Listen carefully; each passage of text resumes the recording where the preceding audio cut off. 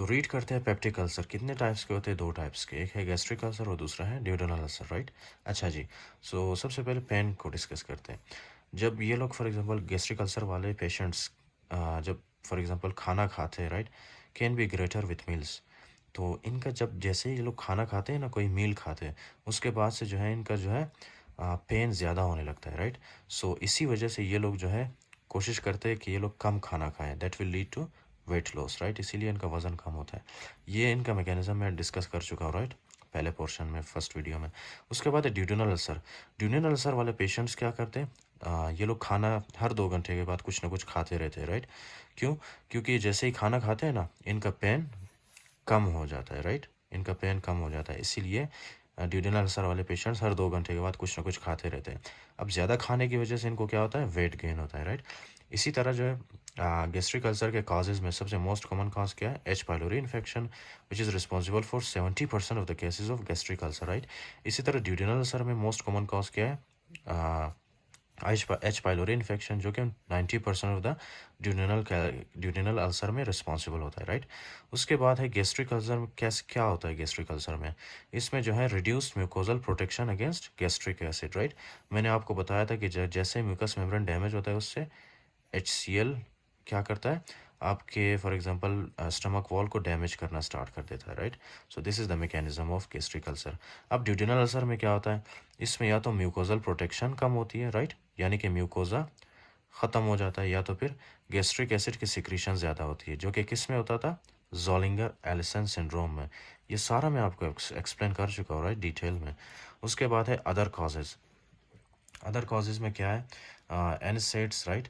NSAIDs जो लोग for example use करते हैं, वो क्या करता है, अच्छा इसका मैकेनिज्म हम बाद में पढ़ लेंगे, right, which is not very important, just आपको नाम याद रखना है, ओके। फिर उसके बाद है जोलिंगर एलिसन सिंड्रोम, एक सेकंड कॉज है, राइट, ड्यूडेनल अल्सर में। मोस्ट कॉमन है इसका एच पाइलोरी, और सेकंड कॉज भी हो सकता है इसका, जैसे कि जोलिंगर एलिसन सिंड्रोम, राइट। उसके बाद है रिस्क ऑफ कार्सिनोमा। किस में रिस्क ऑफ कैंसर चांसेस ज़्यादा होते हैं, जो गैस्ट्रिक अल्सर है हमारे पास, राइट, इसमें कैंसर होने के चांसेस बहुत ज़्यादा है, राइट। तो इसीलिए हम लोग बायोप्सी लेते हैं, राइट, बायोप्सी हमेशा लेते हैं हम लोग to rule out malignancy, case को कैंसर तो नहीं है कहीं, राइट। उसके बाद है फॉर एग्जांपल हमारे पास ड्यूडेनल अल्सर। ड्यूडेनल अल्सर में जो है रिस्क ऑफ कार्सिनोमा बहुत ही कम है, राइट। जनरली बिनाइन होते हैं ये, राइट, फैलते नहीं है ये कैंसर, अगर हो भी तो नॉट रूटीनली बायोप्सीड। हम लोग बायोप्सी नहीं करते क्योंकि ड्यूडेनल अल्सर के कैंसर होने के चांसेस बहुत ही कम है, राइट। अच्छा जी। उसके बाद है फॉर एग्जांपल अल्सर कॉम्प्लिकेशंस। अगर अल्सर हुआ है तो उसके कॉम्प्लिकेशंस क्या है, राइट। सबसे पहले हेमोरेज। हेमोरेज मैं आपके साथ डिस्कस कर चुका हूँ, राइट। मोस्ट कॉमनली जो हेमोरेज होता है वो कहाँ पे होता है, आपके स्टमक में होता है, फिर उसके बाद ड्यूडेनम में होता है, राइट। अच्छा, तो ये देखते हैं कि rupture of gastric ulcer on the lesser curvature of the stomach will start bleeding from left gastric artery. इसमें ये बताया, राइट, कि ये जो है फॉर एग्जांपल ये है आपका स्टमक, राइट। इसमें क्या हुआ गया, इसमें हुआ है म्यूकस मेम्ब्रेन डैमेज, जिसकी वजह से क्या है कि जी हमारे पास लेसर कर्वेचर है ना, लेसर कर्वेचर में होती है लेफ्ट गैस्ट्रिक आर्टरी। तो लेसर कर्वेचर जब फॉर एग्जांपल डैमेज होता है तो उससे क्या निकलती है, उसमें से ब्लीडिंग स्टार्ट होती है, राइट। ब्लीडिंग स्टार्ट होती है, और वो ब्लीडिंग आती है हमारे स्टमक में, राइट। किस वजह से आती है, लेफ्ट गैस्ट्रिक आर्टरी के रप्चर होने की वजह से, राइट। जो कि कहाँ पे नॉर्मली प्रेजेंट होता है, लेसर कर्वेचर में। और लेसर कर्वेचर कहाँ पे प्रेजेंट होता है, ये बिल्कुल स्टमक के साथ होता है, राइट। अच्छा जी। तो उसके बाद है an ulcer on the posterior wall of the duodenum will start bleeding from the gastro duodenal artery, right. For example ये है आपके पास ड्यूडेनल अल्सर, और ये है एंटीरियर वॉल ऑफ ड्यूडेनम, और ये है पोस्टीरियर वॉल ऑफ ड्यूडेनम।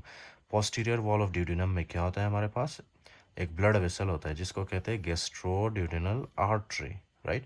अब फॉर एग्जांपल जब posterior wall of duodenum damage होगा तो उससे क्या होगा, गैस्ट्रो ड्यूडेनल आर्टरी से ब्लीडिंग होना स्टार्ट होगी, राइट। क्योंकि पोस्टीरियर ड्यूडेनल वॉल में कौन सी आर्टरी होती है, गैस्ट्रो ड्यूडेनल आर्टरी। तो जब पोस्टीरियर ड्यूडेनल वॉल डैमेज होगा उससे क्या कहते हैं उसको, ब्लीडिंग होना स्टार्ट होती है, राइट। कौन सी आर्टरी से, गैस्ट्रो ड्यूडेनल आर्टरी से, राइट। तो यही बात यहाँ पे बताई गई है। उसके बाद है obstruction pyloric channel duodenal. Obstruction ये है, राइट। फॉर एग्जांपल क्या होता है ऑब्स्ट्रक्शन की वजह से, जब ऑब्स्ट्रक्शन होता है तो फूड स्टमक से ड्यूडेनम के अंदर नहीं आ पाती, राइट। उसी को हम लोग कहते हैं ऑब्स्ट्रक्शन। ऑब्स्ट्रक्शन का मतलब रुकावट, राइट। तो ये मोस्टली कहाँ पे होती है, पाइलोरिक चैनल में। उसके बाद है परफोरेशन। परफोरेशन क्या होती है, परफोरेशन यानी फट जाना या रप्चर होना, राइट। वो ड्यूडेनम में बहुत ज़्यादा होता है परफोरेशन होने के चांसेस, राइट। स्पेशली कौन से वाले ड्यूडेनम में, एंटीरियर वॉल में, मोर देन पोस्टीरियर वॉल। अच्छा, इसका क्या मतलब है, anterior duodenal ulcer can perforate into the anterior abdominal cavity, potentially leading to pneumoperitoneum.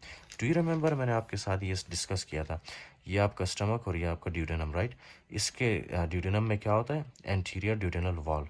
अगर ये कभी कभी फॉर एग्जांपल क्या होता है, अल्सर होने की वजह से ये रप्चर कर जाता है या फट जाता है, राइट, परफोरेट कर जाता है।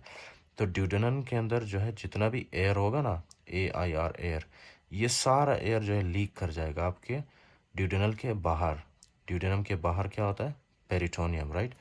तो इसीलिए इस कंडीशन को हम क्या कहते हैं, ये देखें, जैसे ही फॉर एग्जांपल ये ड्यूडेनम से एयर लीक होता है ना परफोरेशन की वजह से, तो ये एयर कहाँ पे एक्यूमुलेट होना स्टार्ट होता है, ये डायफ्राम के नीचे।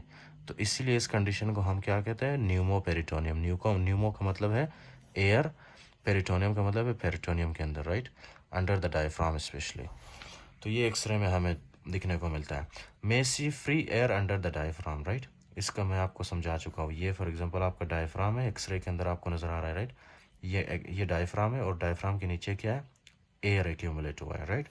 सो may see free air under the diaphragm which is called as pneumoperitoneum, right, with referred pain to the shoulder via irritation of the phrenic nerve. अब जैसे ही फॉर एग्जांपल ये एयर आपके इस डायफ्राम को इरिटेट करेगा ना, इसको तंग करेगा या इस पे प्रेशर अप्लाई करेगा, राइट, तो आपको क्या होगी, आपको जो है यहाँ पे शोल्डर पेन भी होना स्टार्ट होगी, राइट। आपको शोल्डर पेन होगा, राइट। क्यों, क्योंकि आपके शोल्डर को और आपके क्या कहते हैं डायफ्राम को एक ही क्रेनियल नर्व सप्लाई कर रहा है, राइट।